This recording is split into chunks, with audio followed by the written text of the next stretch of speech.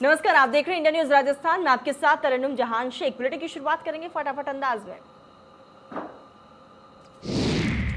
दिल्ली में दिवंगत Balram ji task tender व्याख्यानमाला में अंतर्गत राष्ट्रीय सुरक्षा के विषय पर बोलते हुए रक्षा मंत्री राजनाथ सिंह ने देश की सुरक्षा को लेकर बड़ी बातें कही। उन्होंने कहा कि कश्मीर में बचा हुआ आतंकवाद भी समाप्त होकर रहेगा। ये विश्वास इसीलिए है क्योंकि अनुच्छेद 370 35A के चलते अलगाववादी ताकतों को जो ताकत मिलती थी वो खत्म हो चुकी है।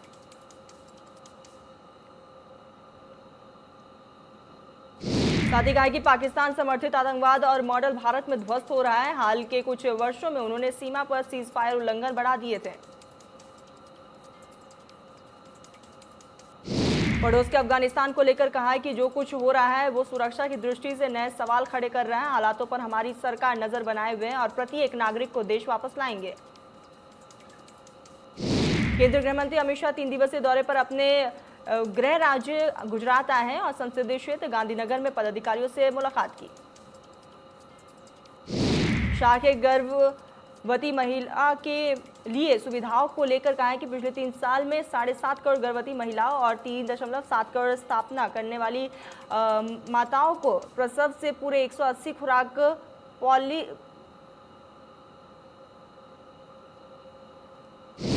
उन्होंने कहा कि प्रधानमंत्री सुरक्षित मातृत्व अभियान के अंतर्गत लगभग 3 करोड़ माताओं की हर साल प्रसव के पूर्व जांच होती है।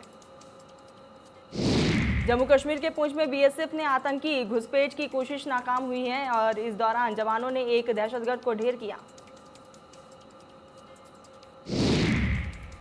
टोक्यो पैरालंपिक में जयपुर की बेटी अवनी लखेरा ने महिलाओं की 10 मीटर एयर राइफल में फाइनल मैच में गोल्ड मेडल जीता है। पैरालंपिक खेलों में भारत को पहला गोल्ड मेडल मिला। टोक्यो पैरालंपिक में योगेश कठुनिया ने डिस्कस थ्रो में F56 में भारत को सिल्वर मेडल दिलाया है। कठुनिया ने 44.43 मीटर की दूरी तक चक्का फेंक कर भारत को पैरालंपिक का मेडल दिलाया। टोक्यो पैरालंपिक में देवेंद्र झाझरिया ने ज्वेलिन थ्रो में F46 में बेहतरीन प्रदर्शन करते हुए भारत के खाते में मेडल डाल दिए। वही सुंदर सिंह गुर्जर ने ज्वेलिन थ्रो में F46 में कांस्य पदक यानी कि ब्रॉन्ज मेडल हासिल किया। पीएम मोदी ने ट्वीट कर अवनी लखेरा को बधाई दी और लिखा है कि आपकी मेहनत और स्वभाव और शूटिंग के प्रति जुनून के कारण संभव हुआ। पीएम ने लिखा कि कड़ी मेहनत और अच्छी तरह से गेम्स स्वर्ण जीतने के लिए बधाई हो। ये वास्तव में भारतीय खेलों के लिए एक विशेष क्षण है। पीएम ने योगेश कोथनिया को बधाई दी और लिखा है कि उत्कृष्ट प्रदर्शन, खुशी है कि वे रजत पदक घर लेकर आए। पीएम मोदी ने देवेंद्र झाझरिया को बधाई दी और लिखा कि देवेंद्र हमारे सबसे अनुभवी एथलीटों में से एक है। देवेंद्र लगातार भारत को गर्व महसूस करवा रहे हैं। पीएम मोदी ने सुंदर सिंह को भी बधाई दी और लिखा है कि सुंदर सिंह ने उल्लेखनीय साहस और संपूर्ण दिखाया है। इसी का नतीजा है कि आज वो गोल्ड मेडल जीत कर आए। राहुल गांधी ने भी अवनी लखेरा को बधाई दी और लिखा कि सुबह की शुरुआत अवनी लखेरा के गोल्ड जीतने की खुशखबरी से हुई है।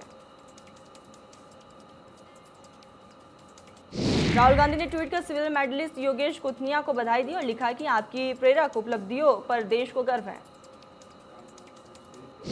राहुल गांधी ने देवेंद्र झाझरिया और सुंदर सिंह गुर्जर को भी बधाई दी और लिखा है कि भारत में खेलों के लिए ये एक अच्छी सुबह रही है। टोक्यो पैरालंपिक में गोल्ड मेडलिस्ट अवनी लखेरा की जीत के बाद उनके जयपुर आवास पर जीत का जश्न मनाया गया। सबने एक दूसरे को मिठाई खिलाकर जश्न मनाया। टोक्यो पैरालंपिक में डिस्कस थ्रो में सिल्वर मेडल जीतने वाले खिलाड़ी योगेश कुटनिया के घर बहादुरगढ़ में जश्न का माहौल देखने को मिला। इस दौरान योगेश की मां ने कहा है कि सिल्वर मेडल ही मेरे लिए गोल्ड मेडल से कम नहीं। आम आदमी पार्टी 14 सितंबर को अयोध्या में तिरंगा यात्रा निकालेगी। यात्रा में मनीष सिसोदिया मौजूद रहेंगे। आप नेताओं ने कहा है कि यात्रा के पीछे हमारा उद्देश्य है कि हिंदू पहचान, धर्म और राष्ट्रवाद को अलग करना। आज देश भर में जन्माष्टमी का त्यौहार मनाया जा रहा है। उत्तर प्रदेश में जन्माष्टमी के अवसर पर सुरक्षा व्यवस्था के कड़े इंतजाम किए गए। जन्माष्टमी के इस मौके पर उत्तर प्रदेश के मथुरा में श्री गणेश जन्मस्थान मंदिर में आरती भी की गई। वहीं उत्तर प्रदेश के नोएडा में भी जन्माष्टमी के उपलक्ष्य में इस्कॉन मंदिर में आरती की गई है। इस दौरान श्रद्धालुओं ने मंदिर में नाच गाने भी गाए।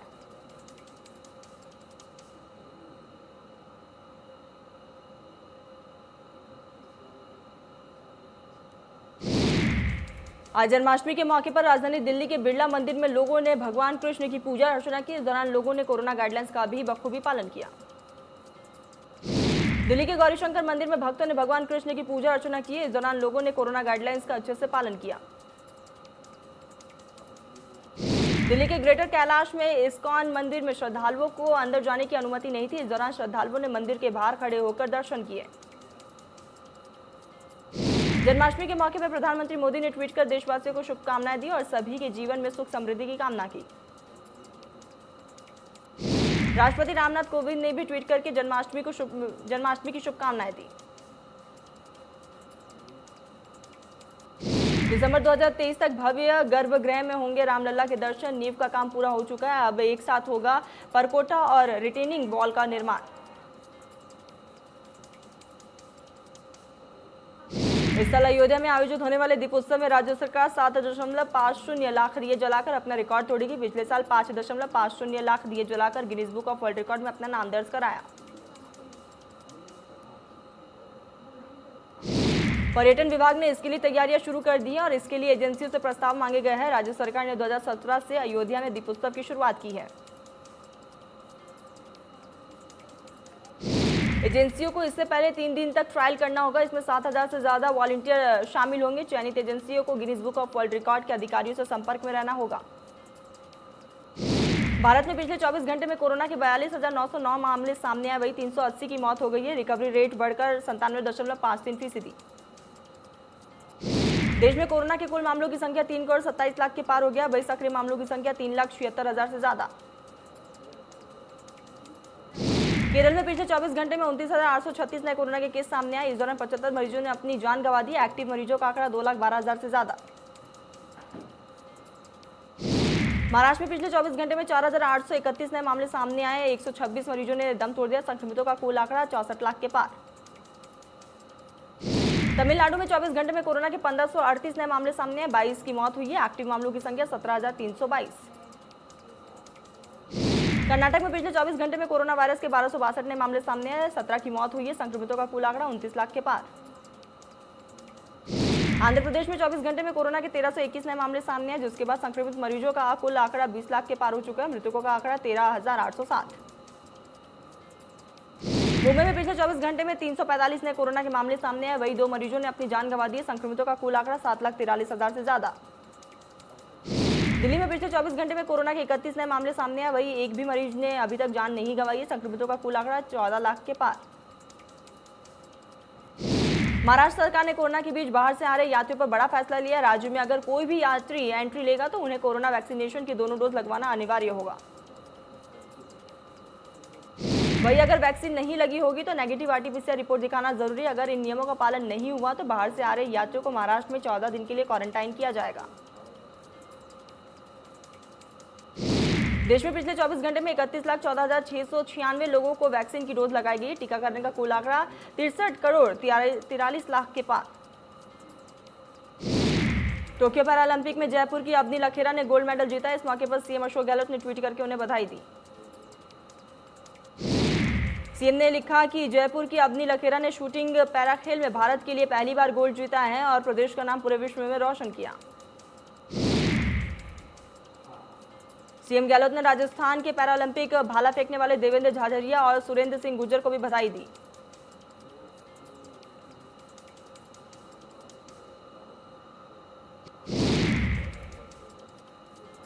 टोक्यो पैरालंपिक में पुरुषों के डिस्कस थ्रो F56 में silver medal para athlete Yogesh Kathuniya को बधाई दी और लिखा है कि हम सभी को आप पर गर्व है।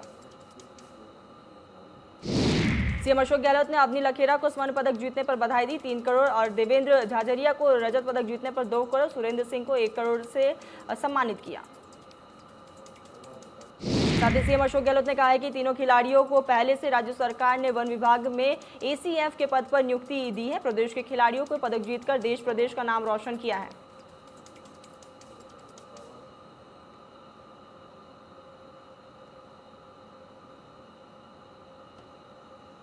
जन्माष्टमी पर सीएम अशोक गहलोत ने शुभकामनाएं दी और लिखा कि भगवान कृष्ण के निष्काम कर्म करने और शोषण का प्रतिकार करने और जरूरतमंद लोगों के कल्याण हेतु समर्पित रहने का संदेश दिया।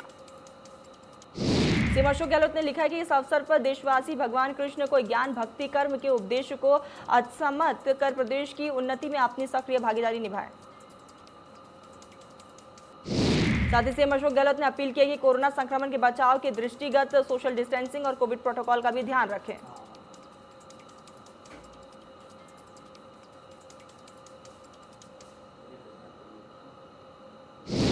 साथ ही कहा है कि श्री कृष्ण कर्मयोगी है, उनके जीवन में अनेक रूप देखने को मिलते हैं। कृष्ण जन्माष्टमी सभी के जीवन में उत्साह, उल्लास, उमंग और स्वास्थ्य का संचार करें।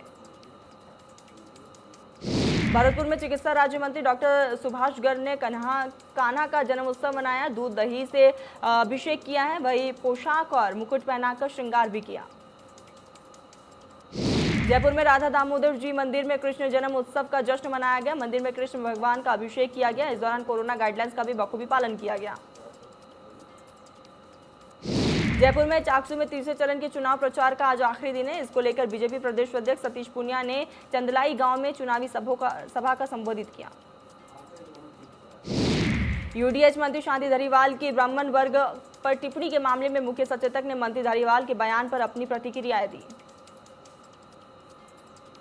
साथ ही कहा है कि किस परिप्रेक्ष्य में टिप्पणी की है मुझे जानकारी नहीं है, लेकिन अगर ये कहा है कि अमुक वर्ग के बच्चे कंपटीशन में जगह नहीं बनाते हैं तो उस वर्ग के बच्चों को मंत्री के इस बयान को चुनौती की तरह लेना चाहिए।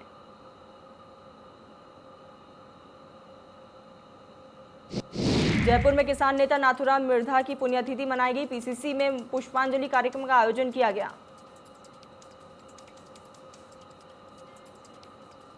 सीकर के लक्ष्मणगढ़ के रहने वाले योगेश सैनी अफगानिस्तान से लौटे। उन्होंने अफगानिस्तान में आंखों देखा हाल सुनाया। साथ ही कहा कि उन्होंने अभी किसी भी विदेशी नागरिकों को नुकसान नहीं पहुंचाया। योगेश काबुल में अमेरिकी सेना के बेस में सेवाएं देने वाली ब्रिटिश कंपनी में काम करते हैं। अमेरिकी सेना के बेस होने की वजह से वहां से बाहर जाना प्रतिबंधित था। देश के बाहर क्यों हो रहा है इसकी उन्हें खबर नहीं रही। जैसलमेर में एसपी ओम प्रकाश शर्मा ने जैसलमेर जेल का निरीक्षण किया और जेल में सुरक्षा व्यवस्थाओं का जायजा लिया।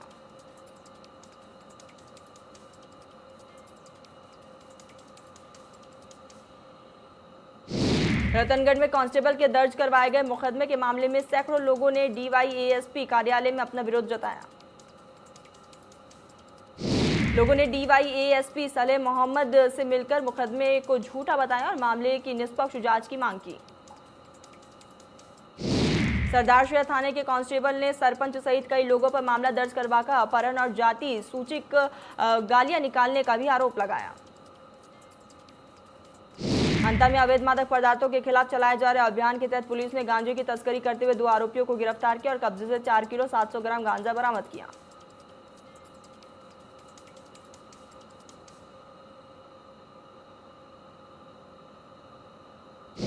जैसलमेर में पुलिस ने पर्यटकों को परेशान करने के आरोप में लपका और होटल के मालिक को गिरफ्तार किया है।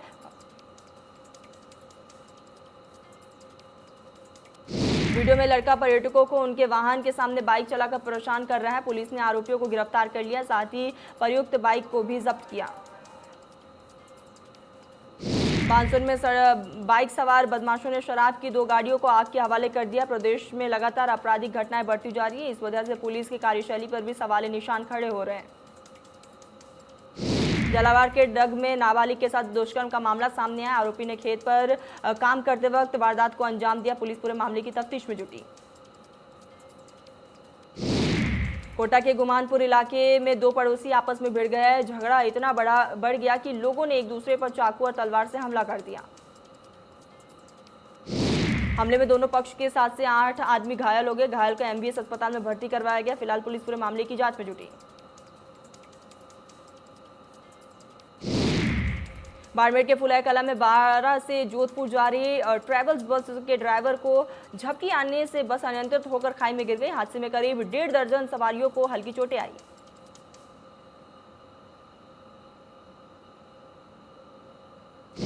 यूपी के मेरठ में जिला सहकारी बैंक के अध्यक्ष मनिंदर पाल सिंह को जान से मारने की धमकी मिली है और इस पूरे मामले को लेकर पुलिस जांच में जुटी।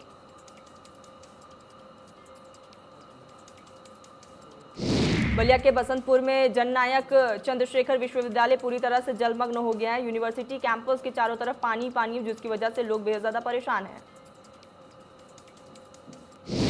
कुलपति ने प्रशासन पर जल निकासी की व्यवस्था में लापरवाही बरतने का भी आरोप लगाया। दरअसल गंगा का जलस्तर बढ़ता ही जा रहा है, जिसकी वजह से ऐसी स्थिति बनी हुई है। गोंडा में घाघरा नदी का जलस्तर लगातार बढ़ता जा रहा है। नदी खतरे के निशान से 50 सेमी ऊपर पहुंच चुकी है। वहीं बरोजो से घाघरा में 3.43 लाख क्यूसेक पानी छोड़ा गया। एल्गिन चरसड़ी बांध के करीब तेजी से कटान हो रही है। कटान से नदी की धारा में 800 बीघा फसल समा गई। हरियाणा के करनाल में किसानों पर लाठीचार्ज को लेकर कैबिनेट मंत्री मूलचंद शर्मा ने कहा है कि किसानों की वजह से कई रास्ते जाम हैं और जिसकी वजह से आमजन परेशान है।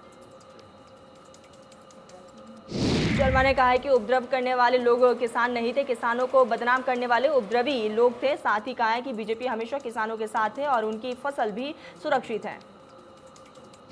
साथ ही कहा कि 8 महीने से लगातार किसानों का विरोध चल रहा है। किसी मंत्री को काले झंडे दिखाना, किसी विधायक के कपड़े फाड़ना या मुख्यमंत्री के हेलीपैड पर पहुंचकर काले झंडा दिखाना प्रदर्शन नहीं कहलाता।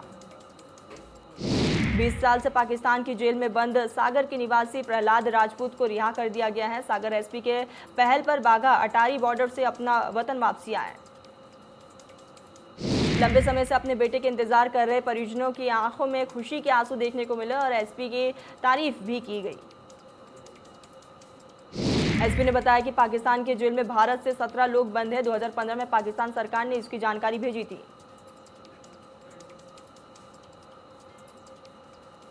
छतरपुर में महिला ने अपनी 2 मासूम बच्चियों को कुएं में फेंक दिया, उसके बाद खुद आत्महत्या कर लिया। एक 3 साल की बेटी को अस्पताल में भर्ती कराया गया। घटना के कारणों का अभी तक खुलासा नहीं। सटाई थाना क्षेत्र के परवा की घटना। मुरैना के निर्माणाधीन सुने मकान की दूसरी मंजिल के छत पर गौवंश चढ़ गया। छत पर मुंडेरा नहीं होने की वजह से गिरने का डर था।